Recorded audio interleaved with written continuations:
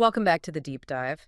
Today we're plunging into something really fundamental for Florida homeowners.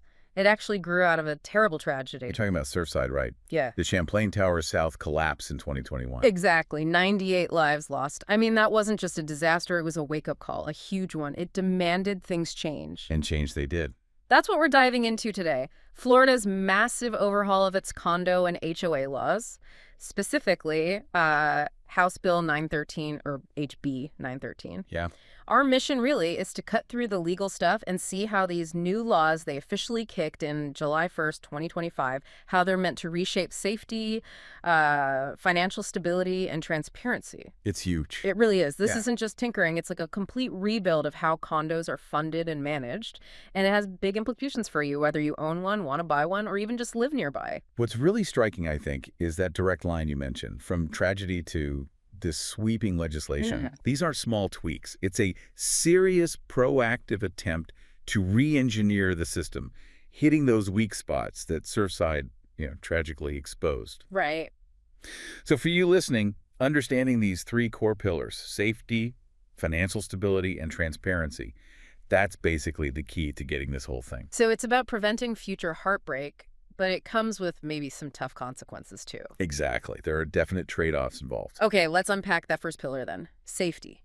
Mandatory inspections and repair obligations.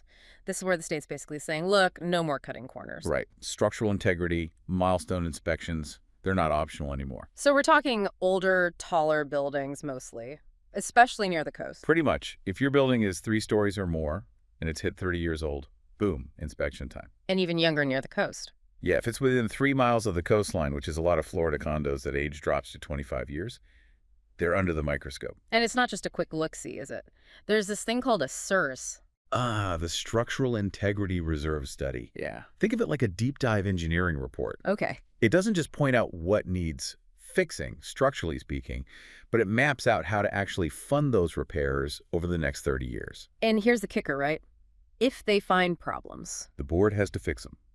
Legally obligated, no ifs, ands, or buts. Now, they did get a bit more time on the SIRS reports, didn't they? They did. The deadline got pushed to the end of 2025, gave associations some, well, much-needed breathing room to get those done. So this really represents a shift, doesn't it? From like hoping things don't break to actively proving they won't. Exactly. It moves away from that reactive model, something breaks, everyone gets a huge bill, to something proactive, collective, and crucially legally mandated. Which brings up accountability. How is that built in? Well, first, that SIRS funding plan has to show the reserve cash won't drop below 0 over 30 years. That's baseline. Okay. And here's a personal touch.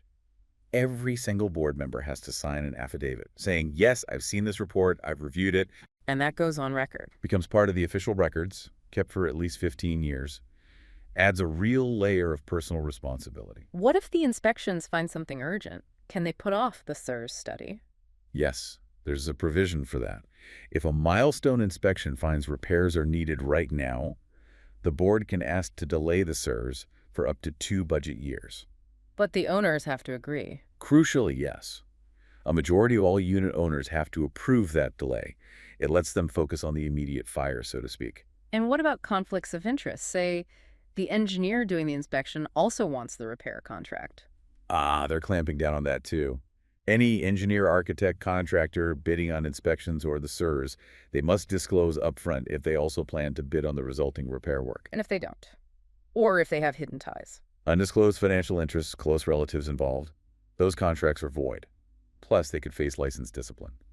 It's really about protecting you, the owner, from shady dealings. Okay, so the state's demanding buildings are safe. Check. But proving it safe is one thing. Paying for it is, well, that's the other shoe dropping, isn't it? That's putting it mildly. This brings us to the second pillar, and honestly the source of a lot of the current anxiety: mandatory reserve funding. This is the big one financially. It's a total game changer. Associations basically cannot waive or underfund reserves for the big stuff anymore. What kind of big stuff? Roofs, load-bearing walls, floors, foundations, plumbing, electrical systems, all those critical structural and life safety components. So for owners, this means higher monthly fees, probably. Almost certainly, yes. You'll likely see higher monthly dues.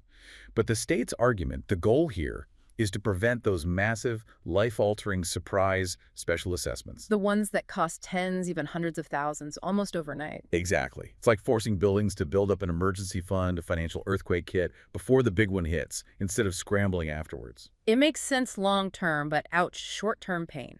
Definitely. And if you connect this to the bigger picture, it's really tackling that human tendency deferred maintenance, kicking the can down the road. We're all guilty of that sometimes. Absolutely. Prioritizing lower fees today over stability tomorrow. The state's basically stepping in to say, nope, can't do that anymore with these critical items. And that temporary pause you mentioned for the CSRS, does that apply to funding too? It does, yes. If the milestone inspection found necessary repairs, the board can propose and owners can approve again, majority of all owners, a temporary pause or reduction in reserve contributions for up to 2 years. Okay, so some flexibility if they're already shelling out for urgent repairs. Exactly. It's a pragmatic nod to cash flow realities when facing immediate safety fixes. How can they actually fund these reserves now? Just higher regular fees? That's one way. Regular assessments or special assessments. They can also take out loans or lines of credit now. Loans require owner approval though, right? Usually, yes. A majority of the total voting interests typically need to approve a loan. And importantly, any loans must be disclosed to potential buyers. Transparency again. Anything else changing with reserves? Yeah, a couple of things. The minimum cost for an item to require statutory reserves, meaning you absolutely have to fund for it, has gone up from $10,000 to $25,000. Why the increase? Likely reflects rising construction costs. Yeah. And that $25,000 figure will be adjusted for inflation each year. Also, in emergencies, like after a hurricane, if a building is declared unsafe, Yeah. boards can now explicitly use reserve funds for immediate life safety repairs and even pause contributions without an owner vote. Speed is critical then. Okay, that makes sense. Now here's something I saw. Pooling reserves. Without an owner vote, is that right? It is, yeah. That's a pretty significant shift. Associations can now choose to pool reserve funds for some or even all components together. Without asking owners. Without an owner vote, as long as the pooled fund includes all those mandatory structural items we talked about, and crucially, it's adequately funded based on the CSRS. Interesting. Gives boards more flexibility in managing the money. It does. And speaking of managing money, boards are also now explicitly required to use best efforts for prudent investment of associating funds. Meaning they can and probably should put reserve funds into safe things like CDs or money market accounts to earn some interest without needing a separate owner vote for that investment decision. It's about making the money work safely. Right. So we've got mandatory safety checks, mandatory funding. Let's pull back the curtain on pillar 3, transparency. What does this mean for you, the owner, trying to figure out what's going on? HB 913 makes a massive push here. It's all about access to information. How so? Well, soon, most associations will need a website or a mobile app, a dedicated place for official records. Which associations? Right now, it's those with 150 units or more. But by January 1st, 2026, that drops down to associations with just 25 units or more. So most condos eventually. And what has to be on this website or app? Key stuff. Board meeting minutes from the last year, budgets proposed and current, the annual financial report. And if they have virtual meetings, the video recordings from the last 12 months. And they have to keep it updated. Yes, new records need to be posted within 30 days. It's meant to give you much more real-time insight. That sounds like a big step up. It is. And what's really striking is the definition of official records you have a right to see has expanded significantly. Like what? What's new? This is the game changer.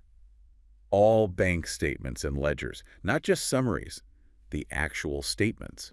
Plus, those affidavits board members sign, the latest financial reports, budgets. Wow, so you can really dig into the finances now. Exactly. It moves from kind of opaque summaries to theoretically full visibility, a huge boost for owner oversight. And are there teeth to enforce this? What if they just don't provide the records? Oh yeah, there are teeth now, big ones. Failing to provide records still carries that $50 per day damages penalty, but it gets much more serious. How serious? If a board member or manager, willfully and knowingly or intentionally, refuses to release records they're required to, that's a second-degree misdemeanor. A criminal charge. Yes. And if convicted, they must be removed from office. Wow. Okay, so the state is not messing around with transparency. Not at all. It sends a very clear message. This isn't just a suggestion. It's a requirement with severe consequences. Okay, so tougher rules for buildings, more transparency for owners. What about the people actually running these places day to day, the managers? Ah, the community association managers, or CAMs. Yeah. Yes, they're getting much stricter oversight, too. It's about professionalizing the whole field. How so? Licensing. Stricter licensing, yes. CAMs now need an online state account. And get this, if their license gets revoked or suspended, they're banned for 10 years from working in or even owning a management firm. 10 years? That's a long time. It's serious. And the burden is explicitly put on condo boards now to verify their CAM is properly licensed. Due diligence. What about those conflict of interest rules? Do they apply to CAMs too? They do. Similar to engineers. If a CAM company might bid on repair work that came out of inspections they were involved with, they have to disclose that in writing. And if the job's expensive? If the potential contract is over $2,500, the board must get at least 2 other quotes. Forces competitive bidding. Makes sense. Anything else for managers? Yes, and this one is huge. Managers are now explicitly prohibited from knowingly performing any act directed by the community association if such an act violates state or federal law. So they can't just say, the board told me to do it. Exactly. If they know it's illegal, they can't do it. And if they do, potential second-degree misdemeanor again. So managers now have a legal duty to refuse unlawful directions from the board. Precisely. It holds them to a much higher standard of legal and ethical compliance. It's a really significant shift in their responsibilities. And this ties into meeting rules, too, making things more open. Absolutely. It all connects. Virtual meetings, for example, both board meetings and unit owner meetings are now explicitly allowed. Can be fully virtual or hybrid. And board meetings have to be recorded if virtual. Must be recorded, yes. Yeah. And kept for at least a year. Another transparency win. What about voting? Any changes there? Big potential change with electronic voting. If just 25% of the voting interests petition for it, the board has to implement online voting for elections. Making it easier to vote. That's the idea. They also have to allow email ballots as a default electronic method. Now, that does waive vote secrecy, which is a consideration. Yeah. But the primary goal seems to be boosting participation, making it easier for you as an owner to actually cast your vote. Okay. And one more thing on meetings budgets, something about substitute budgets. Yes. This is interesting. If the board proposes a budget that hikes assessments by more than 15% compared to the previous year. Which could happen easily now with reserve funding. Exactly. If that happens, the board also has to propose a second lower substitute budget. This one basically strips out all discretionary spending, the non-essentials. Do owners get a choice? They get presented with choices, yes. It forces a clear discussion about needs versus wants, especially when facing significant assessment increases. Okay, we've gone through the mechanics, safety, funding, transparency, management. But what's the real-world impact? The story on the ground, people are talking about a condo crisis. They are, and unfortunately, it's not an exaggeration for many. We're seeing really significant financial pressure on condo owners across Florida. Higher fees, big assessments. Yes. Significantly higher monthly fees are becoming common due to the reserve requirements. And then the special assessments needed for immediate repairs identified by those milestone inspections. Some are truly staggering. Like how staggering? We've seen credible reports, especially in South Florida, of owners facing 6-figure special assessments. Imagine getting a bill for $100,000 or more. Oh my gosh, that's life-changing or life-ruining. It can be. It's causing immense stress, and it's leading to some drastic outcomes. Like what? Like stories of owners literally walking away, just abandoning their condos because they can't afford the combination of rising insurance, HOA fees, and these huge assessments. Just leaving. Yes. And related to that, we're seeing a record number of HOA terminations. Meaning the association dissolves? Exactly. Owners vote to terminate the condo association, pool their ownership, and sell the entire property, usually the land, to a developer. Rather than pay for the repairs? Precisely. Sometimes selling the land for redevelopment is financially more viable or less painful than undertaking millions in mandated repairs on an aging building. It's a stark indicator of the financial strain. So the cure might be causing its own kind of illness? Affordability crisis? That's the core tension here.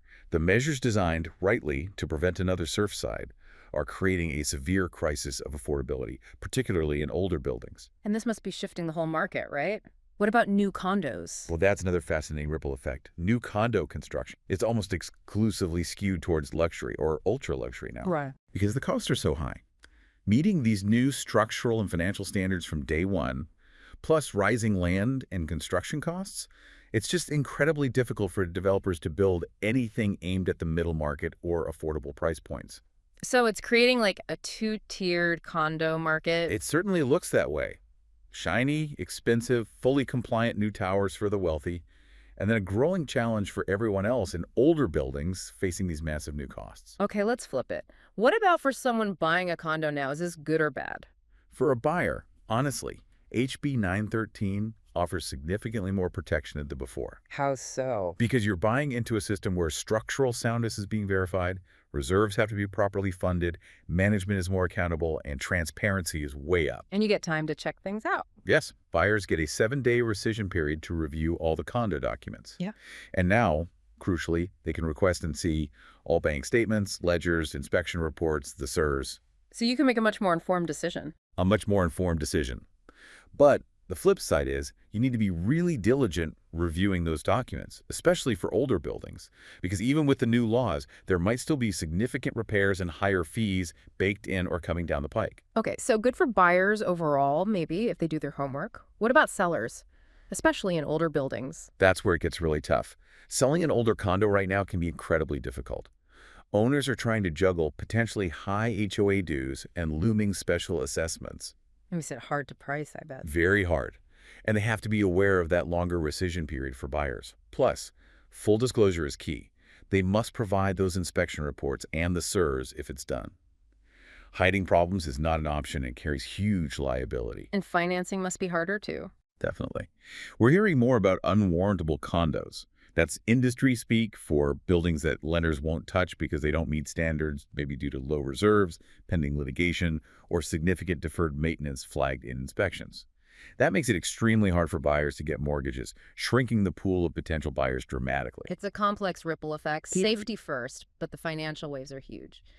So, wrapping this up, this deep dive really shows a massive shift in Florida, doesn't it? These laws, born from the Surfside tragedy, they're a critical, maybe unavoidable step towards safer buildings, better finances, more transparency. Absolutely. It's a fundamental realignment of responsibilities in condo living. But as we've really dug into, preventing future tragedies comes at a cost, a potentially huge financial burden for many current owners. And it's clearly reshaping Florida's housing market in profound ways. It really forces a confrontation with the true cost of maintaining these vertical communities, especially in a coastal environment. So the final thought, the thing to leave our listeners pondering. Well, what's truly fascinating here is thinking longer term. Will this condo crisis, as it's being called, ultimately solve the underlying safety problems?